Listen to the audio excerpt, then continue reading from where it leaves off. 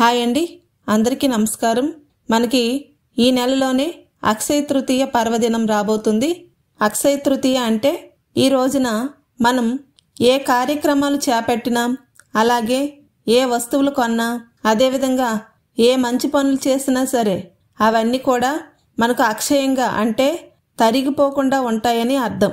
అందుకే దీన్ని అక్షయ తృతీయ అంటారు. ఈ రోజున మనం ఏ చిన్నపాటి పని చేసినా సరే చాలా మంచి జరుగుతుంది. అయితే ఎంతటి విశేషమైనటువంటి పర్వదినం ఈ నెలలోనే రాబోతుంది. ముఖ్యంగా ఈ రోజున మనకున్నటువంటి ఆర్థిక సమస్యలన్నీ కూడా తీరిపోయి మనకి లక్ష్మీ కటాక్షం కలగాలంటే అమ్మవారిని ఏ సమయంలో పూజించాలి, అదేవిధంగా ఆ అమ్మవారు మన ఇంట్లో స్థిర నివాసం ఉండాలంటే మనం ఇంటిని ఏ రోజున శుభ్రం చేయాలి, ఈ అక్షయ తృతీయ రోజున బంగారం కొనవలసిన శుభముహూర్తం ఏంటి, ఒకవేళ బంగారం కొనలేని వారు ఈ అక్షయ తృతీయ రోజున ఈ ఒక్క వస్తువును గనక మీ ఇంటికి తెచ్చుకుంటే చాలు, ఎంతటి కట్టికి పేదవాళ్ళైనా సరే కోటీశ్వరులు అవ్వక తప్పరు. ఈ ఒక్క వస్తువేంటో, అదేవిధంగా అక్షయ తృతీయ పర్వదినం యొక్క విశిష్టతలు ఏంటి అనేటువంటి విషయాలన్నీ ఈ వీడియోలో పూర్తిగా ఎక్స్ప్లెయిన్ చేస్తాను. వీడియోని ఎక్కడ స్కిప్ చేయకుండా చివరి వరకు చూడండి. అలాగే వీడియోని లైక్ చేసి మీ ఫ్రెండ్స్కి షేర్ చేయండి. అక్షయ తృతీయలో అక్షయం అంటే ఎప్పటికీ తరగనిది, నాశనం లేనిది, క్షయం కానిది అని అర్థం. అంటే ఈ రోజున మనం ఏ పనులు చేస్తామో అవన్నీ కూడా ఎప్పటికీ తరగలేనివని అర్థం. అంటే మనం మంచి పనులు చేస్తే ఆ మంచి మనకి ఎప్పటికీ కాపాడుతుంది. అదేవిధంగా చెడ్డ పనులు చేస్తే ఆ చెడే మనం బ్రతుకున్నంత వరకు మనల్ని వెంటాడుతుంది. అందుకని ఈ అక్షయ తృతీయ రోజున ఏ పని చేసినా కూడా అది క్షీణించకుండా ఉంటుందని అర్థం. అదేవిధంగా ఈ అక్షయ తృతీయ పర్వదినంకి చాలా విశిష్టతలు ఉన్నాయి. వాటిలో కొన్ని విశిష్టతల గురించి ఇప్పుడు తెలుసుకుందాం. శివయ్య అనుగ్రహంతో కుబేరుడు సంపదలకు రక్షకుడుగా నియమితుడైన రోజే ఈ అక్షయ తృతీయ. ఈ రోజే మహాలక్ష్మిని శ్రీహరి వివాహం చేసుకున్న శుభదినంగా చెప్తారు. అలాగే సింహాచలం క్షేత్రంలో ఉన్న అప్పన్న స్వామి నిజరూప దర్శనం ఈ రోజే జరుగుతుంది. అలాగే అన్నపూర్ణాదేవి తన అవతారాన్ని స్వీకరించిన రోజే ఈ అక్షయ తృతీయ. అలాగే అరణ్యవాసంలో ఉన్న పాండవులకు సూర్యుడు అక్షయ పాత్ర ఇచ్చిన రోజే ఈ అక్షయ తృతీయ. ఈ రోజే వ్యాస మహర్షి మహాభారతం వినాయకుడి సహాయంతో రాయడం మొదలుపెట్టారు. అదేవిధంగా పవిత్రమైన గంగా నది భూమిని తాకిన పర్వదినమే ఈ అక్షయ తృతీయ. ఇంకా నిరుపేదైనటువంటి కుచేలుడు శ్రీకృష్ణుని అనుగ్రహించిన రోజే ఈ అక్షయ తృతీయ. ఈ రోజుతో కుచేలుడు దరిద్రాలన్నీ కూడా తొలగిపోయి సంపన్నుడయ్యాడు. ఇటువంటి చాలా విశిష్టతలు ఈ అక్షయ తృతీయ పర్వదినంకి ఉన్నాయి.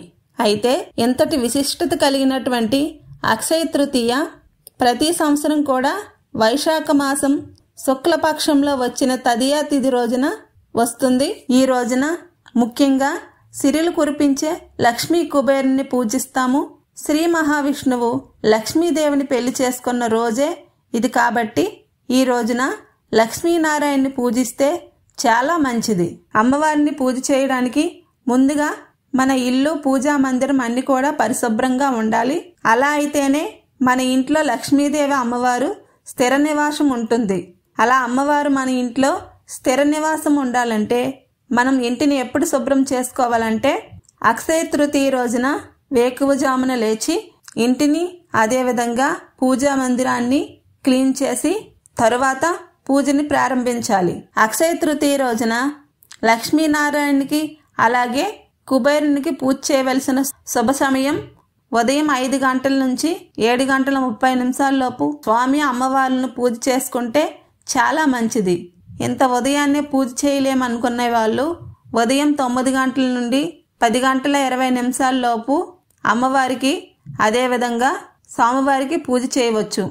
అలాగే ఉదయం పూట కుదరని వాళ్ళు చక్కగా సాయంత్రం పూట 5:27 నుంచి 6:50 లోపు వరకు అమృత గడియలు ఉన్నాయి. ఈ సమయంలో స్వామి అమ్మవారులను పూజిస్తే చాలా మంచిది.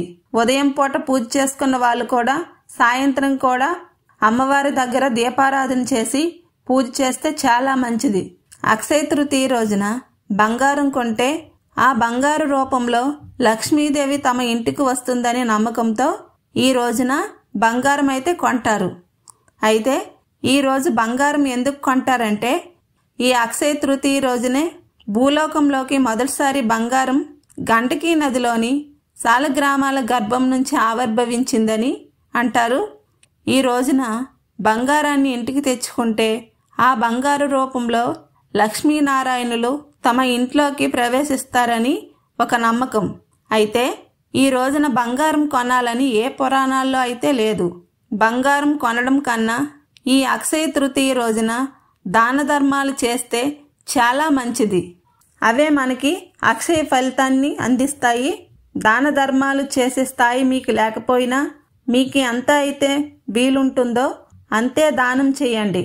ఈ రోజు చేసే మంచి పనులే మనల్ని మన పిల్లల్ని కాపాడుతాయి.